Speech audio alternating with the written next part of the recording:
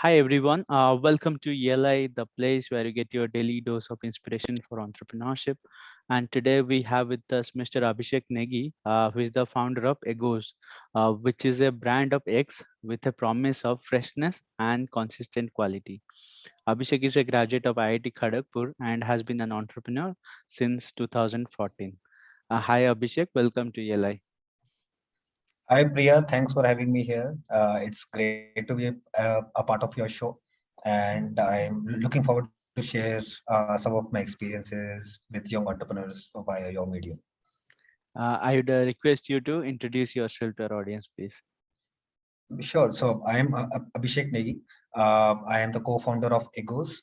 Eggoz, which is the brand of eggs, and we're trying to build the next Amon in India. Personally, I am electrical engineering graduate from IIT Kharagpur from 2013.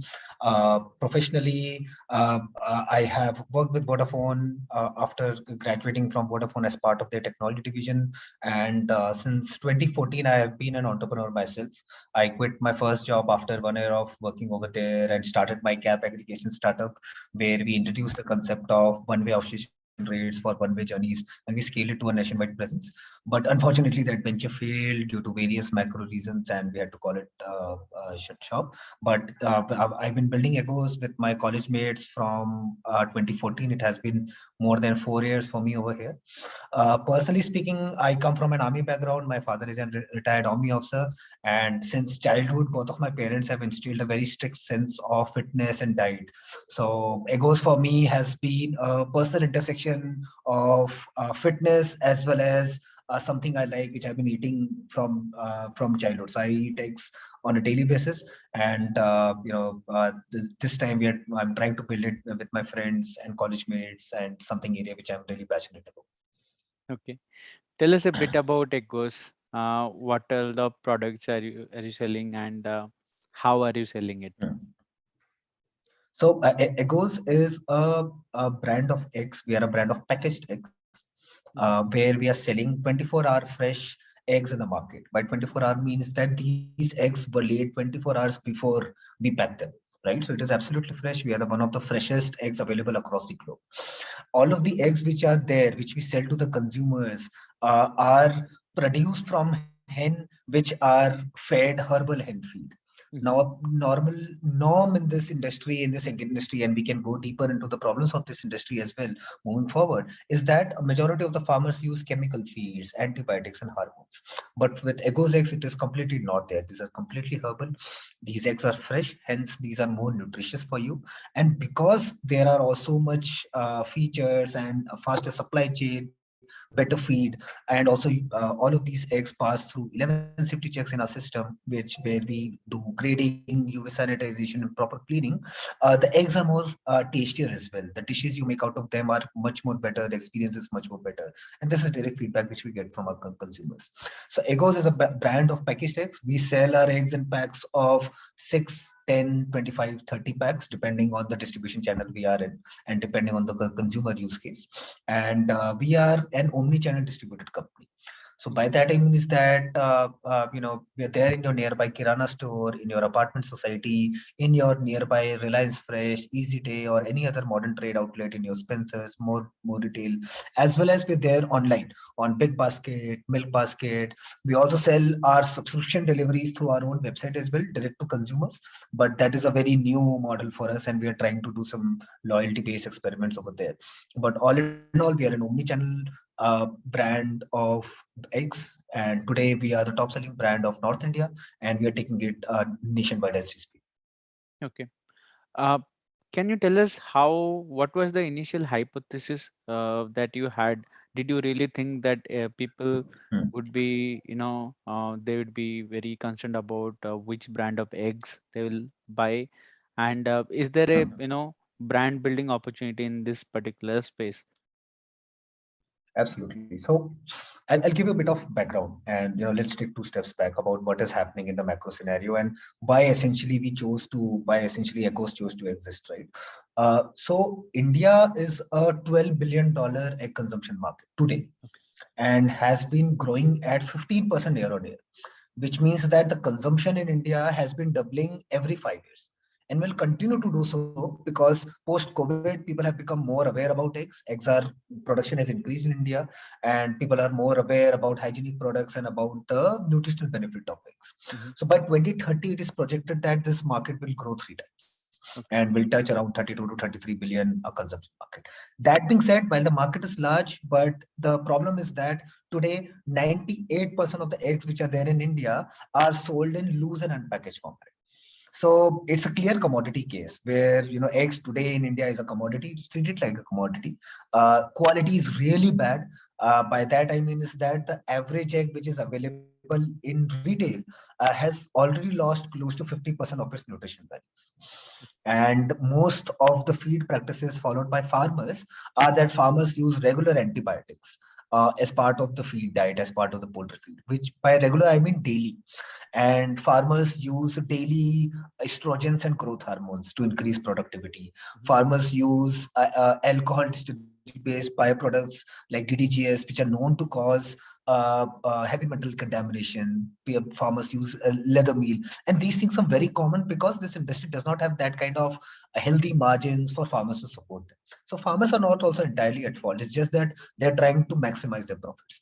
But Okay. the issue is that the product which you get at the table, it's not really entirely safe for consumption, right? India even today stands beyond 100 on the world hunger index. For a country which is aiming to be a superpower and a $5 trillion economy, and if we still stand beyond 100 on the world hunger index, this just won't do, right? So this is the scenario of the industry, how bad it is. Currently, eggs are transported over long distances in non-cold chain. 70% of egg production happens in the south and still get transported across the country. Mhm. So the quality is really bad. We started Eggoz to essentially solve this. So, as I said, I have been eating eggs from my childhood. And from 20 in 2017, when I was closing down my previous company, which shut down because there was very macro factors due to demonetization and heavy competition. We couldn't sustain the business, and unfortunately, we had to shut shop. And post that, I wanted to do something where my personal interests align, and also it aligned with my co-founders as well. So we came together and found out that very interesting stuff is happening in this industry. Consumption has been growing consistently, but Mhm. quality is really bad. For milk, when we started to see other commodities like milk or wheat or bread or even water, we found out that significant branded penetration has already happened. Mhm. Significant brand development has already happened. But for Anda, I mean, what brand do you recall today, right? There's no national level brand in eggs. Absolutely. There are local players, right? So we decided that we will build the next Amul for eggs, and we will build the next brand, and we'll go on that brand development journey. So today we are doing just that. But the challenge which we faced initially was that how to scale quality control of a shell product Mhm. nationwide. Now, egg is a shell product. Once the bird has laid that, how do I check the quality of each and every egg? Right? I cannot go out and start breaking each and every egg and checking the ingredients of it, right?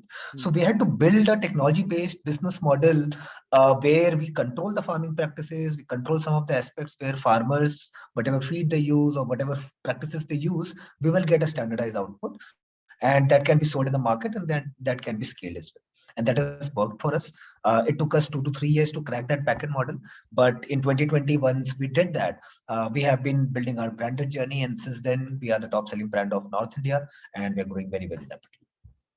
Tell us about the technology stack. What are the things that operate in Mhm. the back end to make sure that we get a proper quality egg?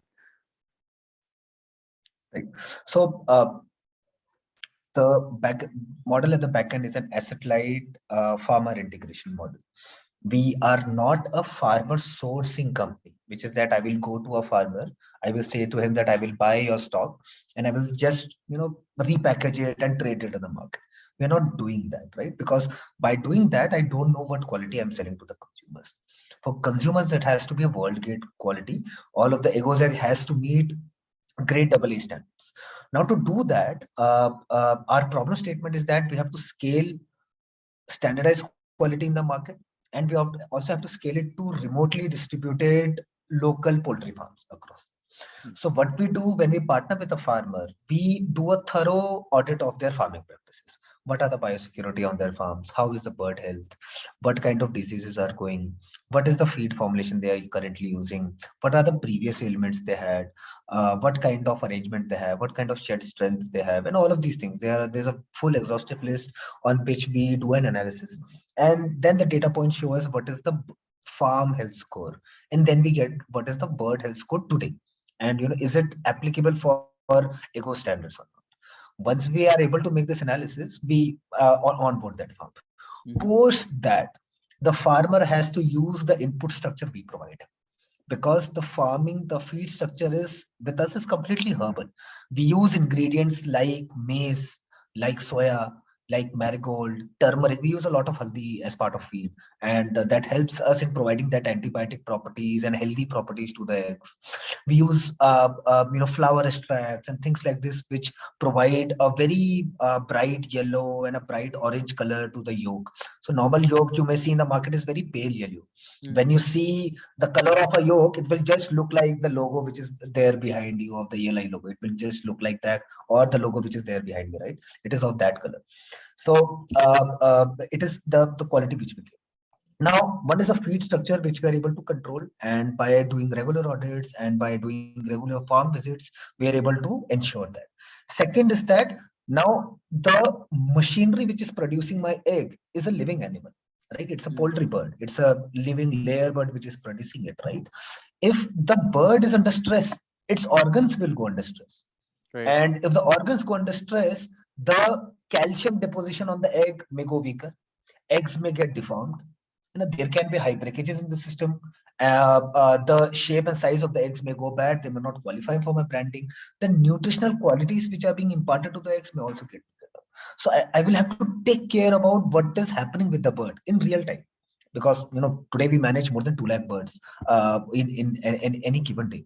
So we developed a tech stack where we deploy our IoT stack to the farm, our smart devices to the farm side, which track each and every metric which is happening inside the farm. Our farmers use our Pragati mobile app to log their daily inputs, to check out some of the weather insights, local rates, be connected to the market, be connected to the local community and what is happening here and there, check out some subject matter expert videos and all of these things. And this helps us keep a real-time track about what is happening inside the farm. Mm-hmm. Second, all of the data which we collect is where our work starts, right? So IoT data and the farmer data which we collect, we run advanced machine learning algorithms on these data sets, which shows us that whether the health score is 10 out of 10 or 6 out of 10 or 5 out of 10.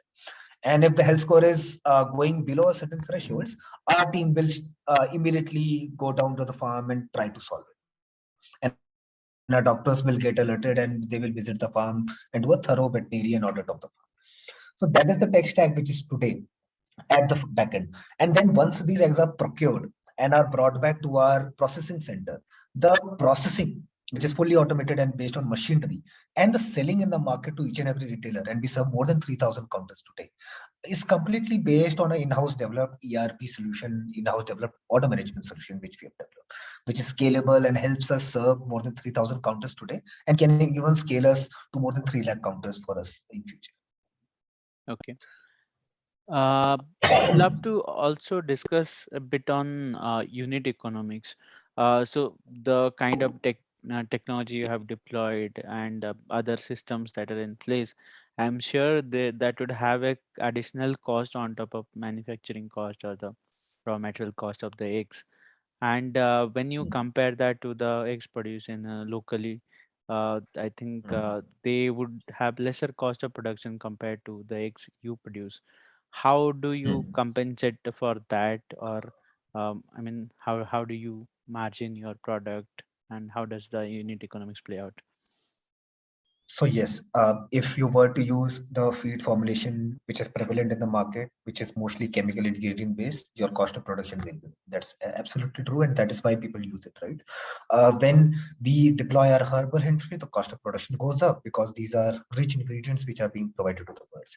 But at the same time, the productivity of the bird also goes up, right? So any cost of increase in production and also any extra effort which is deployed by the farmer, we ensure that the farmer is compensated for it.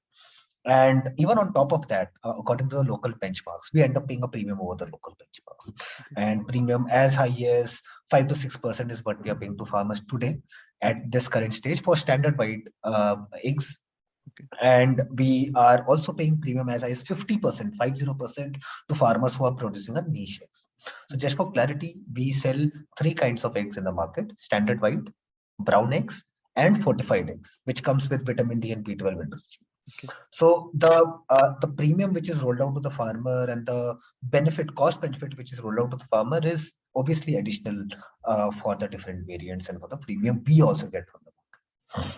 In terms of unit economics, farmers are compensated. But when we sell this in the market, we are selling in the pricing range which is there in the packaged ecosystem, right? So now, while your loose eggs in the market will retail at 7 to 8 rupees, and you don't know anything about them, and these eggs are completely worthless. But when you compare your packaged eggs in the market, for example, in a city like Delhi NCR, Mm-hmm. packaged eggs are retailing in the market for 11 to 12 to even 13 to 14 rupees in this range, 11 to 14 rupees. Okay. So our pricing are also in the same range. We are competitive, and but we try to pass on majority of the benefits to the farmer while still maintaining a healthy P&L for ourselves as well, so that we can keep on reinvesting our profits to for our growth. Okay. The next big question that comes to my mind is you mentioned about the size of the market. So I am curious why a problem such big has not been solved yet, or not solved by the bigger conglomerate conglomerates operating in this space. See, there can be there are always many reasons why people did not solve it before and why it did not happen. Sometimes the answer can be as simple as that.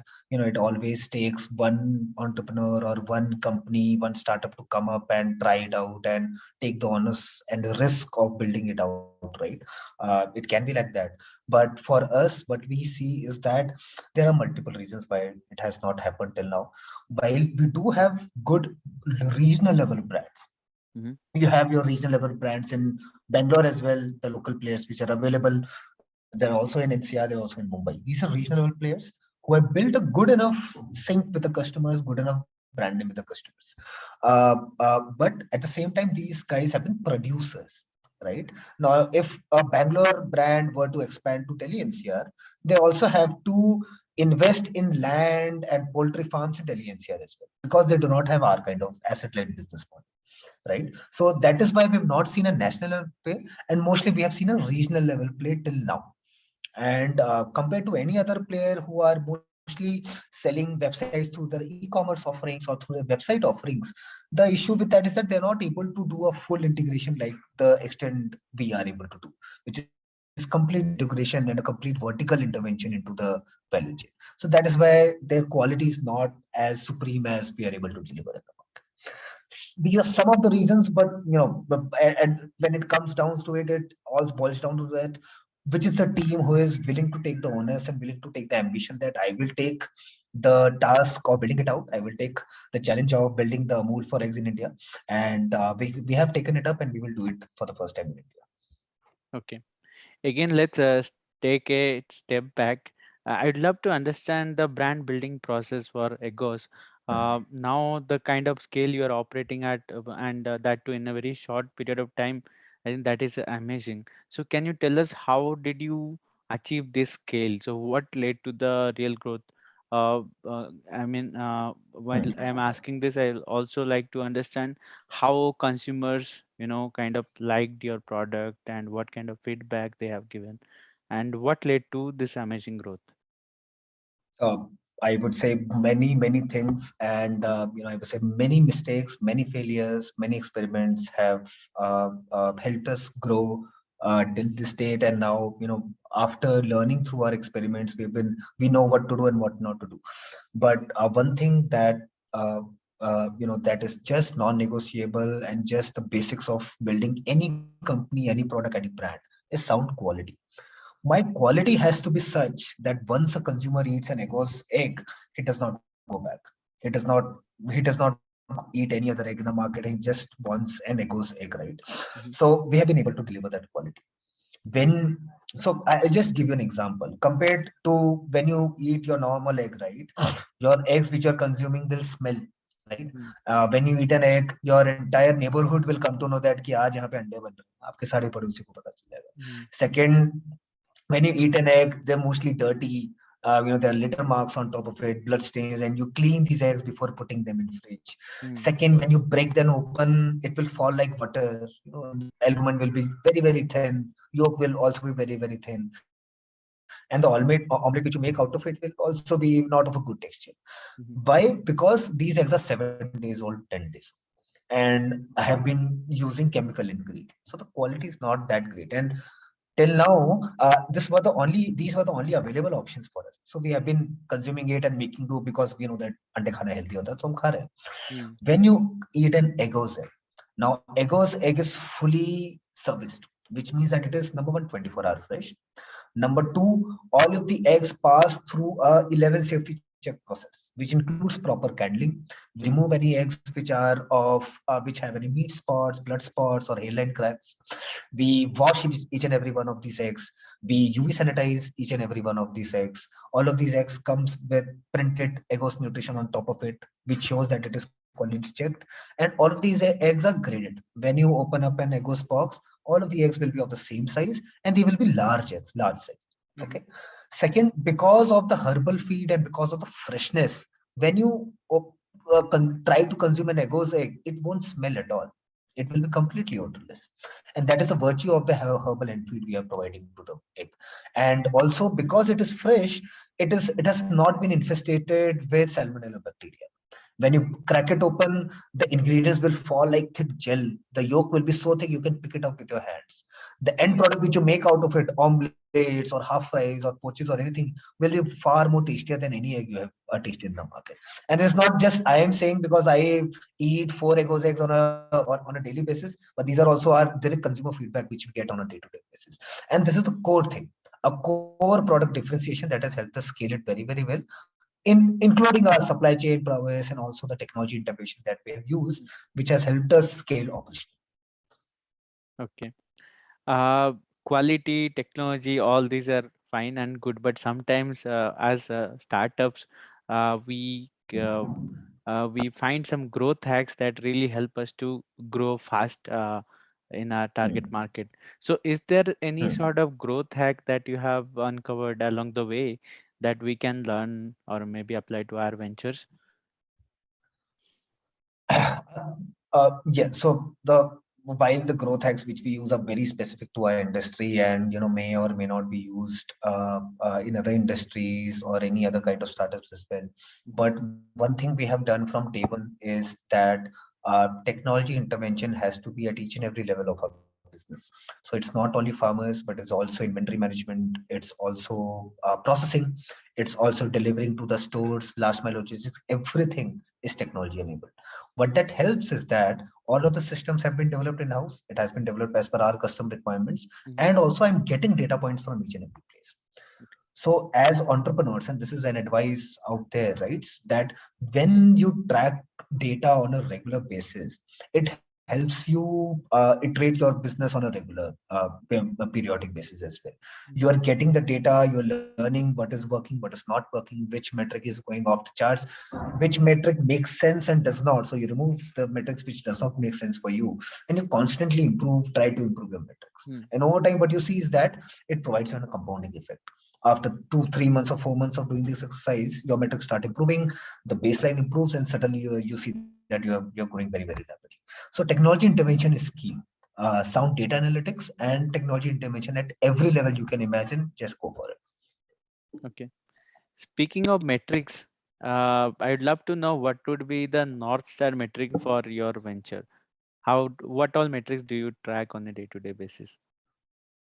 So North Star, one key metric for me, and especially for the founders, for us founders, is daily egg sale. How many eggs are being sold on a daily basis in branded format? There's the a key North Star metric. Our goal is to grow this DES, daily egg sale, to 1 crore by 2025. To sell 1 crore Eggoz eggs on a daily basis, and this is what we're gunning for today. Okay. Now, on the later part of the discussion, Hmm, I would love to cover the personal side of being an entrepreneur. So, to start with, sure. can you tell us how do you manage time? How does a typical day's calendar look like for you? So personally speaking, I like to wake up around 6:37 approximately, and after spending some time doing workouts and having 3 4 Eggoz eggs, I head out to the office. So my typical day starts at 9:30 10, which is we're on the calls, we're in the office and trying to do it. Mostly it is I like to align my personal time for long term projects. Most of the time it is raising the right funding from the right set of investors who can partner for the long term, and majority the other part of the time is also to work on long term strategy projects.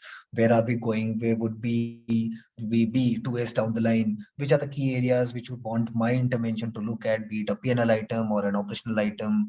I like to take product reviews and tech reviews every week, so we have those, and also along with that sales and fulfillment reviews every week, so that we are on track and everything is going as planned. One thing which is very very important is to keep a track on what is your P&L structure, is your unit economics and your cash flow making sense or not. And as an entrepreneur, be are you in any role, even if you are a CTO of a company, and you're having a leadership position, having an eyesight on that P&L metric and the business model sanity is very very important. Otherwise things can go out of track very very soon. So I like to align my day accordingly, and touch upon all of the key areas in some bit of time, align the team, get on track, and also align my personal time towards the long term projects. Uh, can you tell us what are the different challenges that you had faced or have been facing along the way as an entrepreneur on a personal level? On a personal level, my first venture failed, and we put in 3 years of our career and our entire energy and everything behind Roder, and the concept scaled as well. We were clocking 1 to 1.5 crores a month when we were at our peak. We were serving even Mumbai, Pune, Bangalore area, Bangalore, Mysore, Bangalore, Chennai, Bangalore, Hyderabad was a very frequent route for us. We were very big in North India. We used to serve Delhi, Shimla, Delhi, Chandigarh, Delhi, Agra on one-way rates. We used to go very, very well. But in 2016, demonetization happened, and there were various factors as well. The space went very, very competitive. So our Series A got delayed, and by the time we could raise the fund, the company ran out of cash. So we decided that in light of the macro scenario, it's best to close the company and take a step ahead. So these are some of the challenges and some of the learnings. But in Eggoz, when we started, we realized very early on that none of us are from poultry industry. Mhm. अंडों के बारे में हमें अंडा ही आता है, right? And if we have to build the next Amul, we have to be credible enough and capable enough to do poultry farming ourselves, and to also lead poultry farmers to use our services and use our standards, right? Otherwise Mhm. how can we build a brand? So the number one challenge which we faced initially was that we decided that we will set up our own poultry farm, and we will carry it out. And we were in Bihar at that point of time doing various other kinds of agri-based projects. So we shut everything down. We raised small amount of angel capital from some angel investors, and we deployed that in a 12,000 bird farm on a leased land in Bihar and started it out. So the initial challenges were that we were in a territory where I'm not from Bihar. My co-founder Uttam is from Bihar, but he has been outside for larger parts of his professional journey. So we were staying in village, and in a tier 4 environment. We were doing construction of a farm. We were deploying chicks. We were handling 12,000 birds in one place, doing vaccination, feeding them, trying to grow them, and still learn and try to build a technology stack behind it. So yeah, it was tough, but worth it, is what I would say in hindsight. Okay.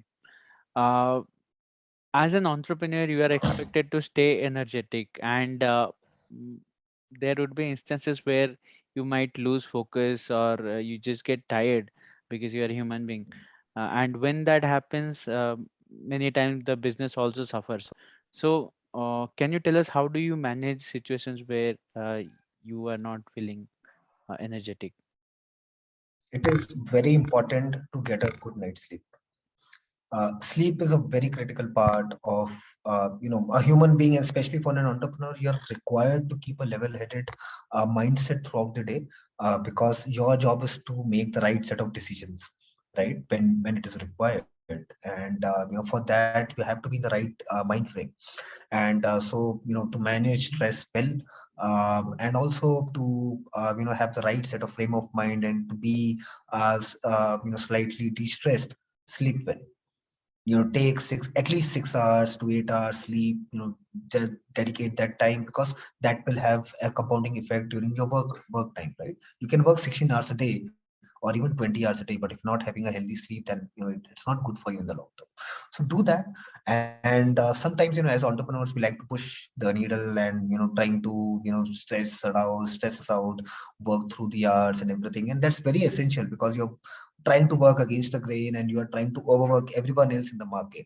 And even for myself and my team, we work throughout the day. So 14, 60 hours of the day, we were working. We're just taking breaks for eating, and that also we're doing while working, right? So take some breaks in between. At least in a quarter or in a 6 months, just chill. Just go out with friends, or take a day off, take 2 days off, or take 3 days off. But get your mind empty, do some mindfulness. But at the end of the day, get some good sleep, take care of your diet, eat eggs if you're non-vegetarian, and eat Eggoz eggs if you are in Delhi, NCR, or North India. Okay. The next question is, what drives you to become an entrepreneur or being persistent at entrepreneurship, especially after failing with your first venture that went to such a scale, and with your education you can earn good money doing a job or something else. Why entrepreneurship? Yeah, absolutely. When I closed Rhoda down, I had many job offers, and many good paying job offers, even at that. But what motivates me personally is the size of the problem I'm trying to solve. And will the solution will have a big impact on the society and the way we carry out our day to day? Can our problem solving change consumer behavior, change the lifestyle of the country or the target audience, and can have a big enough impact? And with Eggoz, we were so motivated, because we saw that if we are able to solve for nutrition, if we are able to solve for eggs, it can solve for the entire nutrition problem of the country, and maybe even globally, because egg is the cheapest and the most balanced source of diet of all nutrition. And if we can solve this production, solve the supply chain of it, and solve the nutrition security of this product, then nothing like it. It can solve all the nutrition problems of the globe. And right now nutrition is becoming a major hassle, right? Because we are getting more and more dependence on vitamin supplements, on chemical supplements, right? आप सिर्फ 2 अंडे खा लो, and it will solve all of these things, provided that the egg is healthy. So this problem was so big, and the size of the opportunity was so large, that we just couldn't ignore it. And we found out that we are the best suited to solve this problem, because us as entrepreneurs and us as a team, we don't shy away from any kind of problem, be it even opening up a poultry farm in Bihar, or taking it up and surviving 2 COVID-19 waves. We have seen 2 bird flu events in our poultry career till now, in our Eggoz career till now, and still the company has come out of it in a healthy manner. So we are that kind of team which just hits the problem head on, and just fights our way through it. What would you say is the meaning of entrepreneurship for you? How would you define the term entrepreneur? That's a very good statement, and that's a very good question. For me, entrepreneurship is to build value out of nothing, right? Mhm. Now, when we say value, it can be anything. You can even open up a small SME business, and give employment to a small scale, and run that family business as well. That's fine, and that's still entrepreneurship, and that gives you the freedom and the control to make your own destiny, to make your own career your own way, right? Or it can be take a large enough problem and just go at it and create a big impact and solve it at a national level or a global level. Even that's entrepreneurship. But at the end of the day, entrepreneurship is all about creating an impactful solution, providing an impactful solution to a problem statement which is there in the market. And if you are able to solve a problem for the target audience, be it egg eaters or be it some SMEs who wants a software solution, or be it consumers who want a cab at the click of a button, be it anything. If you're able to solve the problem, then value can be created out of thin air. And if value can be created, it can also be passed on. You can also generate employment. You can also create wealth, and you can also solve and create the entire environment for the better, and you can make the world a better place.